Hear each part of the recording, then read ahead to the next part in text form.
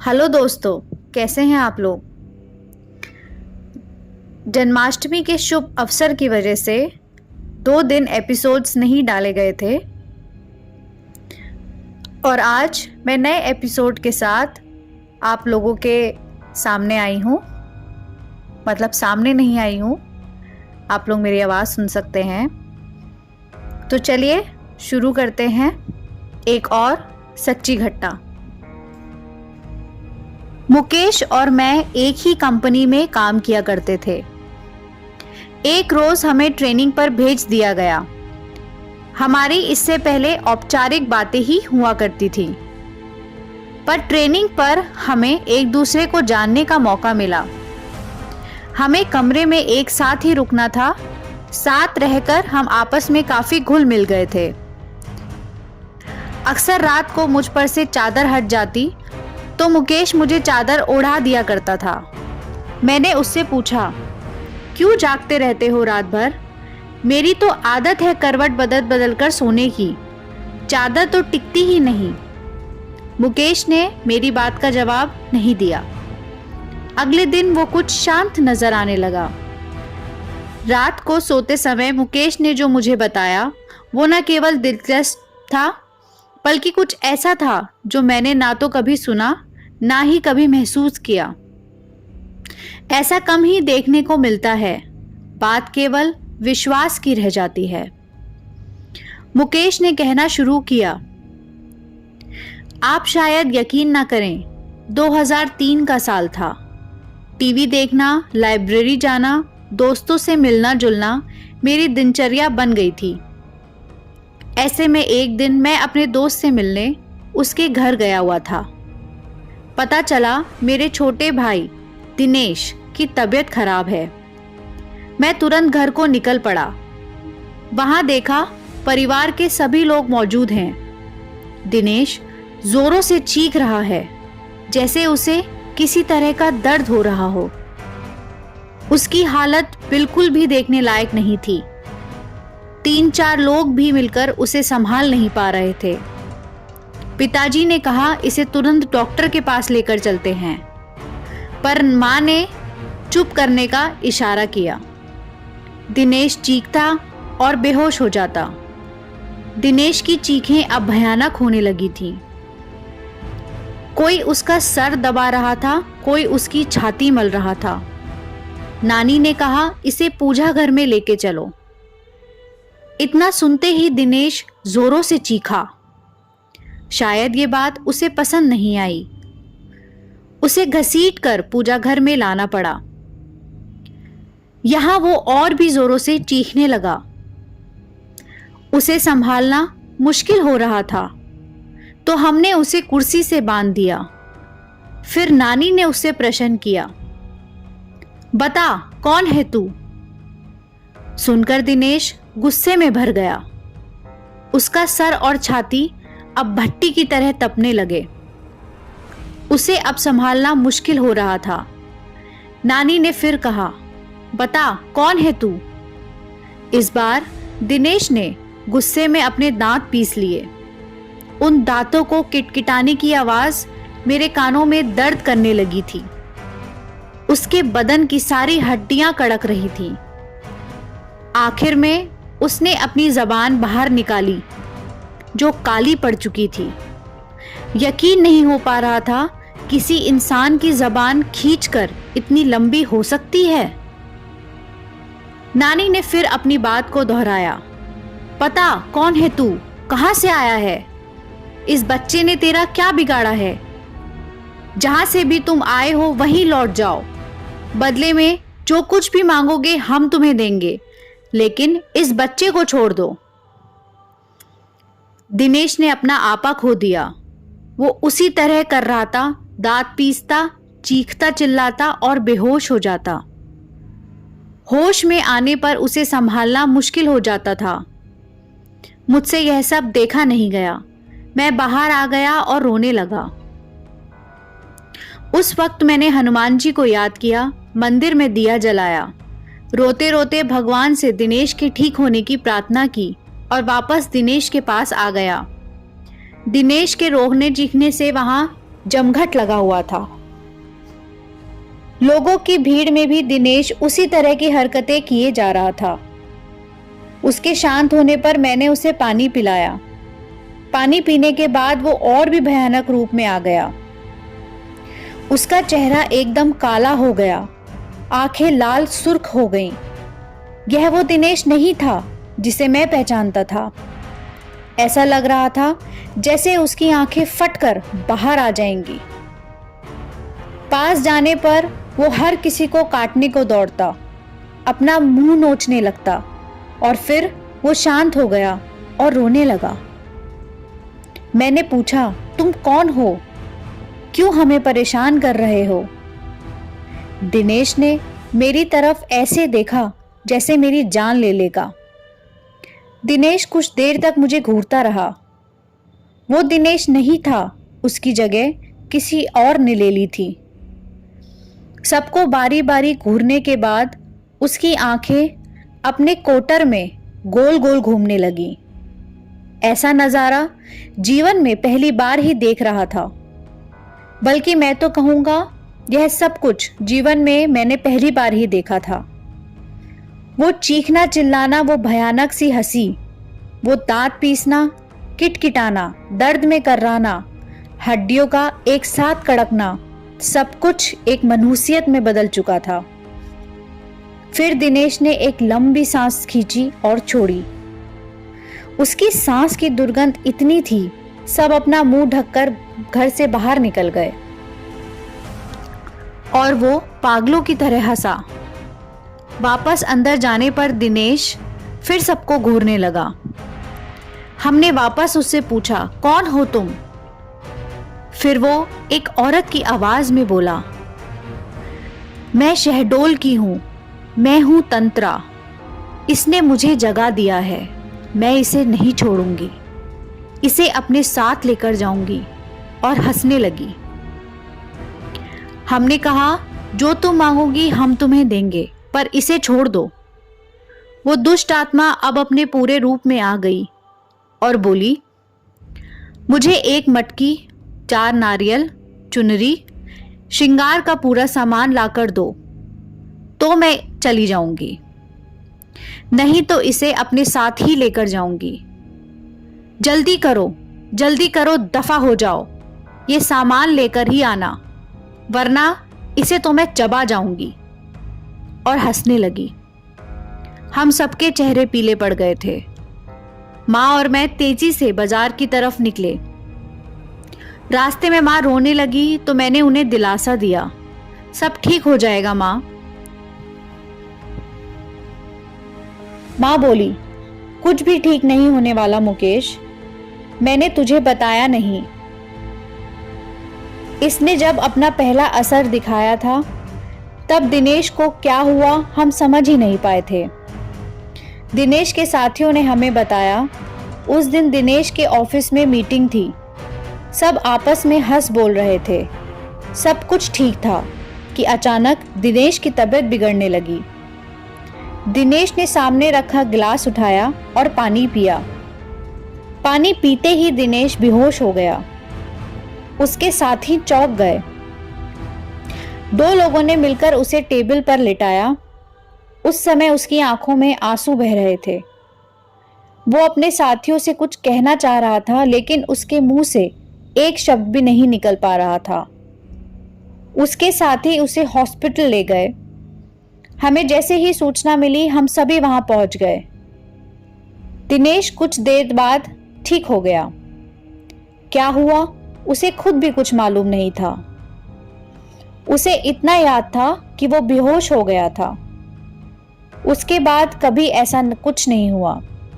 उसके बाद भी कुछ तो जरूर हुआ था। क्या मतलब? माँ बोली।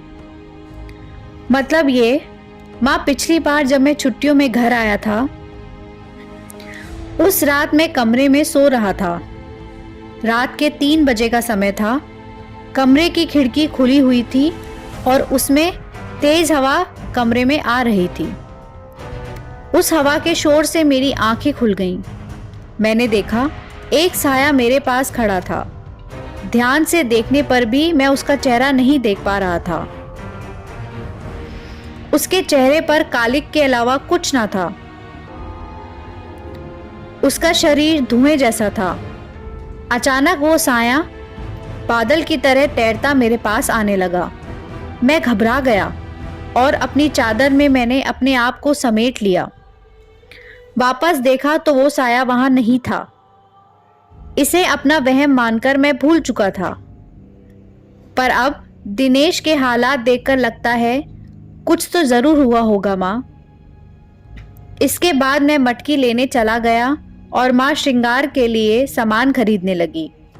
मुझे दुकानें बंद मिली तो मैं सीधा कुम्हार के घर चला गया। वहां से लाल और काली दोनों मटकी ले आया। वापस आकर ज्यों ही सामान हमने दिनेश के आगे रखा, वो शांत हो गया। नानी उसे देखने गई और दिनेश के सामने जाकर खड़ी हो गई। कुछ देर तक नानी उसे ऐसे ही देखती रही तो हमने नानी से पूछा, क्या हुआ नानी? नानी पलटी और बोली। अब नानी के चेहरे के भाव दिनेश जैसे हो गए थे। हम और भी घबरा गए। नानी ने भी उसी चीख के साथ रोना शुरू कर दिया और कहा, मैं शहडोल की हूं, मेरी हत्या कर दी गई थी। मेरी लाश को बेरहमी से टुकड़े टुकड़े करके दफन कर दिया गया। मुझे इंसाफ चाहिए। मुझे जहां गाड़ा गया वहां ये लड़का पेशाब कराया। मैं सोई हुई थी, इसने मेरा अपमान किया है और मुझे जगा दिया। पर अब मुझे कुछ नहीं चाहिए, मैं जा रही हूं, मुझे रास्ता दो। हमने पूछा, तुम इसे दोबारा परेशान नहीं करोगी? वो बोली, नहीं, इसने मेरा अपमान किया जिसकी सजा मैंने दे दी। अब मुझे जाने दो। और नानी बेहोश होकर गिर गई। हमने नानी को संभाला। इतनी देर में दिनेश भी सामान्य हो चुका था। हमने दिनेश को भी कुर्सी से खोल दिया। फिर कुछ दिन और बीते। दिनेश को काम के लिए भोपाल जाना पड़ा। दिनेश और ऑफिस के कुछ लोगों को होटल में रुकना पड़ा। होटल में आधी रात को लोगों ने शिकायत की, वहां कमरे से रोने की आवाजें आ रही हैं। होटल कर्मी ने जाकर देखा तो वो आवाजें दिनेश के कमरे से आ रही थीं। कमरा अंदर से बंद था तो होटल कर्मी ने दूसरी चाबी से कमरे का दरवाजा खोल दिया। सामने दिनेश था, होटल की चादर में पूरा लिपटा हुआ और जमीन से 2 फुट ऊपर हवा में उसका शरीर तैर रहा था। उसके मुंह से अजीब अजीब आवाजें आ रही थीं। इस भयानक नजारे को देखकर उन लोगों के दिल दहल गए। कुछ लोग तो भाग खड़े हुए। बाकी लोगों ने दिनेश को पकड़ा तो वो चीख पड़ा और चिल्लाने लगा। लोगों ने पुलिस को फोन कर दिया। शांति भंग के आरोप में पुलिस दिनेश को ले गई। उसके साथियों ने उसे छुड़ाया। उसके बाद दिनेश का लगातार यही हाल रहा। किसी ने मंडला के जंगलों में एक तांत्रिक होने की बात हमें बताई। शायद वो दिनेश को ठीक कर सके। हमने उसे बुलाया। उस तांत्रिक ने भी आत्मा से बातें की तो उसकी वही मांग शुरू हो गई। मटकी, 4 नारियल, चुनरी और श्रृंगार का सामान। अभी तक याद है मुझे वो किस तरह अपनी मांगें दोहराती थी। इन सबके साथ उसने शराब भी मांगी। रात के समय शराब कहीं भी नहीं मिल सकती थी। मैं भागा भागा अपने मोहल्ले की उन गलियों में गया जहां से मुझे गुजरना भी गंवारा नहीं था। तांत्रिक ने पूजा शुरू की। रात भर तांत्रिक पूजा करता रहा। दिनेश कभी चीखता, कभी चिल्लाता, कभी दर्द में कर रहा था, कभी गुस्से में तांत्रिक को गालियां देता, कभी मुझे घूरता, कभी तांत्रिक को घूरता। तांत्रिक का उस पर कोई ध्यान नहीं था। वो एक दाना गेहूं का लेता, कुछ मंत्र पढ़ता और उस दाने को दिनेश पर फेंक देता। उस दाने के शरीर पर पड़ते ही दिनेश बुरी तरह तड़पने लगता। उसके मुंह से जानवरों के जैसे गुर्राने की आवाजें निकल रही थीं। वो जानवरों की तरह हरकत करने लगा। दिनेश की आवाज उसके गले में ही बंद कर रह गई थी। वो क्या बोल रहा था कुछ समझ नहीं आ रहा था।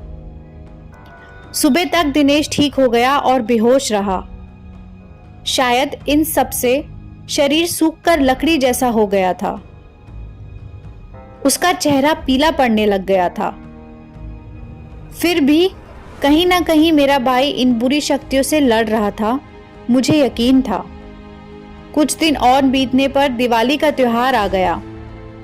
धनतेरस का दिन था और मैं टीवी देख रहा था। दिनेश कमरे में आया और बेहोश हो गया। मुझे लगा वापस वही सब शुरू होने वाला है, तो मैंने उसे कुर्सी में बांध दिया।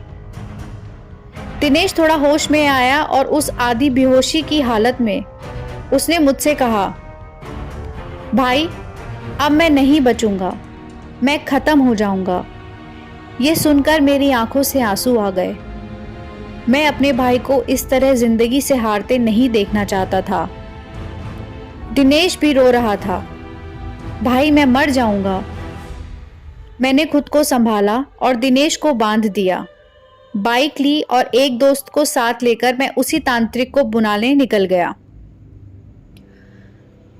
मंडला के घनघोर जंगल, घुप अंधेरा। मैं तांत्रिक के घर पहुंचा। तांत्रिक भी उस दिन शराब के नशे में था। उसे बाइक पर बीच में बैठाकर ले आए। तांत्रिक का खुद का शरीर बस में नहीं था। गिरता पड़ता वो दिनेश के पास पहुंचा। जैसे ही उसने दिनेश का हाथ पकड़ा, उस तांत्रिक का सारा नशा उतर गया।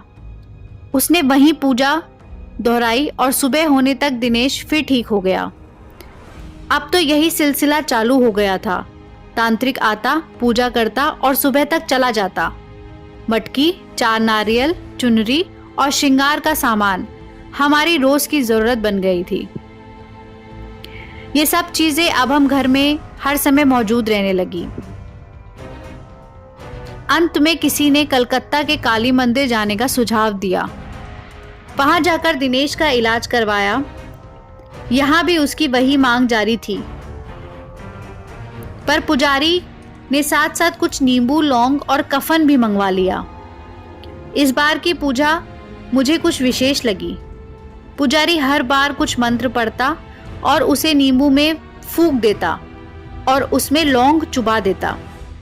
फिर उस नींबू को कफन में लपेटकर एक मटकी में डाल देता। दिनेश को इससे बहुत दर्द होता और वो बेहोश हो जाता था। होश में आकर दिनेश की फिर वही हरकतें चालू हो जाती थीं, पर पुजारी अपने काम में लगा रहा। जैसे ही उस आत्मा की बारी आई, वो कहने लगी, मुझे छोड़ दो, मुझे छोड़ दो, जाने दो मुझे। पुजारी बोला, तू इसे फिर परेशान करेगी। नहीं करूंगी, नहीं करूंगी, मुझे माफ कर दो, मुझे जाने दो। पुजारी बोला, क्यों परेशान कर रही है इस बच्चे को? पीछा छोड़ इस बच्चे का, वापस जा, लौट जा जहां से भी तू आई है। पुजारी ने ऐसा 8 से 10 बार किया और तंत्रा को भी वहीं उसने कैद कर लिया। अंत में पुजारी ने वो मटकी हमें दी और कहा, इस बच्चे के अंदर दुष्ट आत्माओं ने डेरा जमा लिया था। सारी आत्माओं को इस मटकी में कैद कर दिया है। इसे ले जाकर शमशान में गाड़ दो और ध्यान रहे नंगे पैर ही जाना। हम उस मटकी को शमशान गाड़ आए। ताज्जुब तो यह था, पूरा रास्ता जंगल होकर गुजरता था। रास्ते में नंगे पैरों पर एक भी कांटा ना चुभा। ऐसा लग रहा था जैसे रुई पर चलकर हम उस जगह तक पहुंच चुके हों। इसके बाद दिनेश ठीक हो गया, पर काफी कमजोर हो चला था। केवल खाने और दवाइयों के लिए ही बिस्तर से उठ पाता था। इस वाक्य के बाद मेरा उन चीजों पर भी विश्वास हो गया जिन्हें मैं पहले नहीं मानता था। रात में मैं कई बार उठकर उसकी चादर ठीक करता था। बस वहीं से ये आदत पड़ गई। आज भी मेरी यही आदत है। बस यही बात थी, ऐसा कहकर मुकेश चुप हो गया। इस कहानी को ध्यान से सुनने के बाद अंत में मैंने मुकेश से कहा, बेशक ये कहानी किसी के लिए बेमिसाल हो या ना हो, लेकिन तुम दोनों भाइयों का आपसी प्यार बेमिसाल है। इसी के साथ ये कहानी समाप्त होती है। मुझे विश्वास है आप लोगों को ये कहानी अच्छी लगी होगी। कल के एपिसोड में फिर मिलेंगे, तब तक के लिए गुड नाइट।